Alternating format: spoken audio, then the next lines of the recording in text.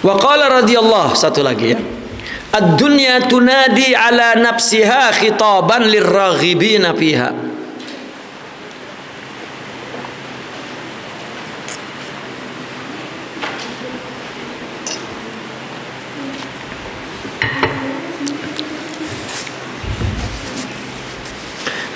Makanya kenapa orang sufi sampai identik dengan zikir ya? Kenapa kesedia adalah kepada zikir, bukan zikir lidah. Bukan zikir lidah tapi zikir hati. Fokus dia adalah mengingat, terus Allah tuh ingat di hati itu. Ketika apa? Ketika muayanah. Makanya suhud itu dibagi dua, ada suhudul qalbi, itu ingat. Hati menyaksikan Allah. Mungkin matanya terpejam, mungkin dalam kamar nggak ada orang, sendirian, gelap. Ya, dia ingat Allah, itu suhudul qalbi. Yang kedua adalah syuhudul ayani, ketika berinteraksi dengan makhluk.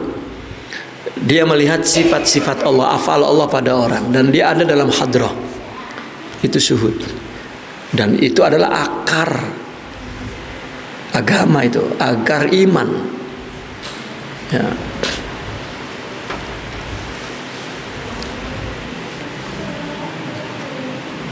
Ad-dunya tunadi ala nafsiha khitaban lirraghibina fiha.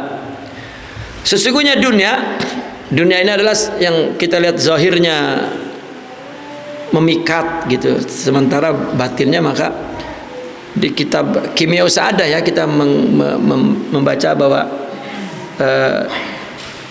dunia itu seperti nenek-nenek tua ya, yang pakai make upnya tebal tuh. Ya, begitu dipelotorin mukanya peot ya. Itu dunia zahirnya begitu ya. Kalau dulu nggak ada make up, nenek-nenek dipakein baju mahal, harum-haruman begitu, pas dibuka berkisut ya. Gitu. Diumpamakan seperti begitu, zahirnya ya memikat tapi batinnya sebetulnya buruk. Tunadi ala nafsiha, artinya dia memanggil kepada dirinya sendiri, artinya dia berkata dengan bahasa dirinya, lisanul hal. Apa? Nggak ada orang punya dunia tuh abadi ya, senang susah, tinggi hancur. Itu sebetulnya bahasa tubuh dia, lisanul hal dia ya, menyatakan kepada orang, itu yang dimaksud tunadi ala nafsiha ya, yang bilisanil hal. Apa?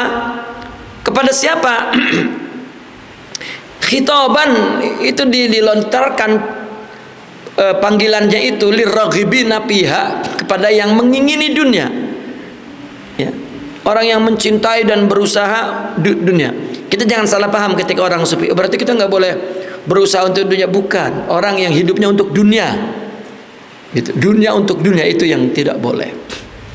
Setelah kita tahu bahwa tujuan itu adalah mengenal Allah, dan mengenal Allah itu adalah dengan ruh ya, dengan ruh rohani ini.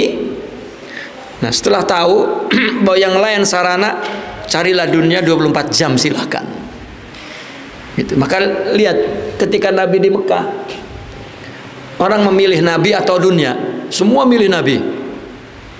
Ada yang ninggal istri, ninggal anak, ninggal usaha, ninggal kampung, ninggal rumah, ninggal bantal, ninggal kendaraannya, semua ditinggal. Milih Nabi. Dia tidak punya apa-apa tuh. Tapi sampai di Madinah, ya, mereka para sahabat pekerja keras semua. Ya, setelah ya dia tahu tujuannya apa. Ya, hijrah itu kan ilallah wa rasul. Setelah dia tahu tujuannya, hijrah itu satu tarbiyah ya, bahwa kita menuju Allah dan Rasul. Dulu artinya ada praktek secara fisik begitu, ada ekspresi fisiknya ya. Sepisik Bilal kemudian jadi nama azan begitu ya. Sekarang mungkin namanya Ibrahim tapi Bilal disebutnya kan. Nah itu ya untuk nama muadzin ya, Bilal. Jadi Ada artinya ekspresi-ekspresi yang bersifat fisik. Ya, pada permulaan sejarah apapun mesti Allah menunjukkannya begitu agar jelas.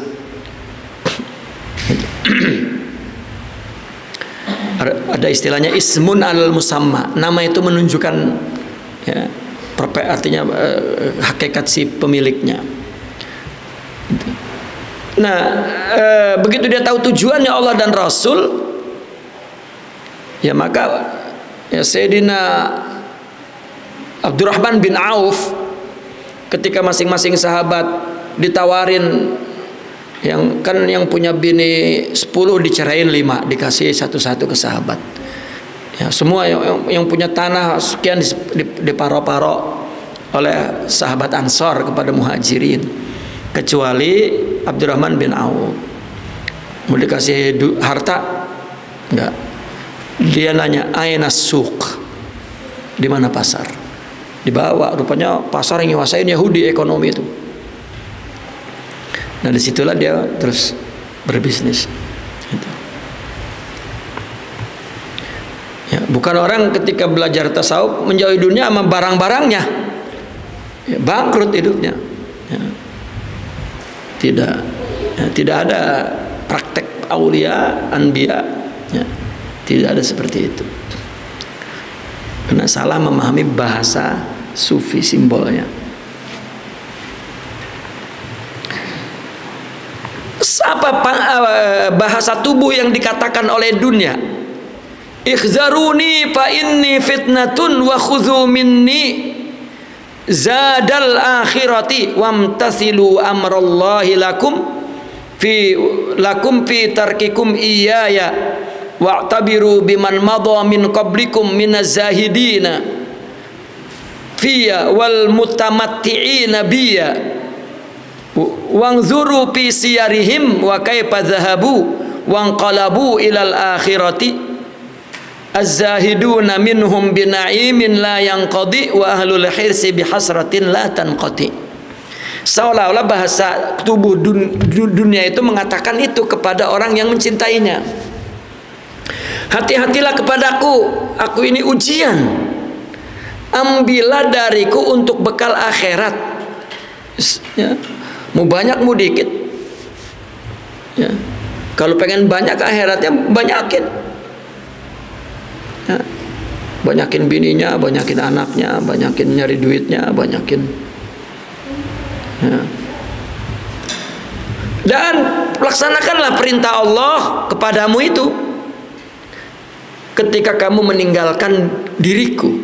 Ambillah pelajaran kepada orang yang telah berlalu sebelum kamu daripada orang-orang yang zuhud kepadaku dan orang-orang yang mutamatti'in, Nabi yang menikmati aku.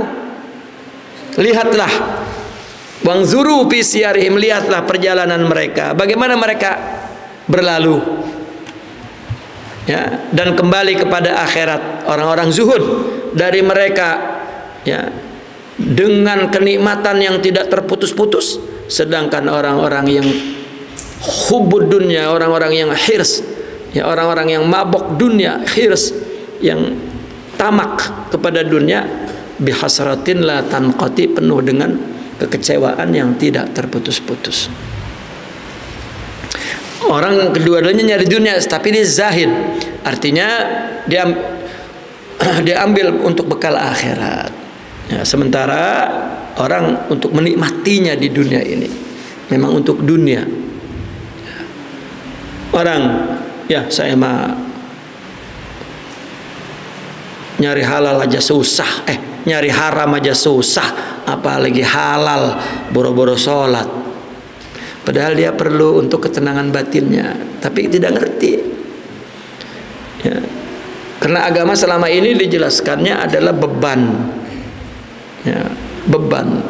Sholat mulu, ngaji mulu, jadi beban. Ya, andanya dia tahu bahwa itu keperluan, ya, kemanapun, ya, dia akan cari tempat ibadah dan tempat ilmu.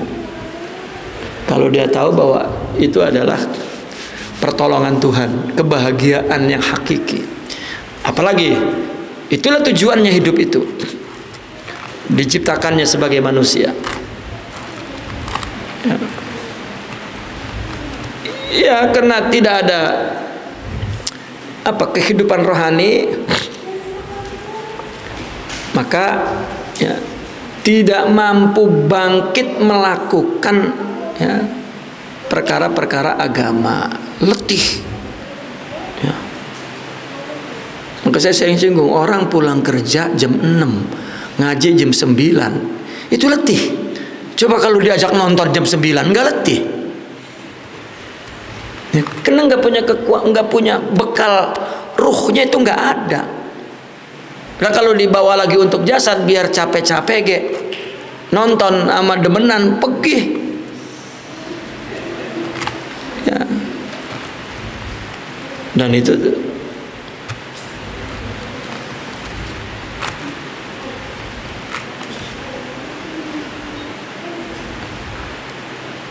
atau orang yang berilmu melakukan satu kebaikan, ya, tidak ada amplopnya sama isi-isinya, itu malas. Ya, itu juga sama. Ya. Makanya orang kalau ngundang kiai satu aja, kalau ngundang 20 amplop.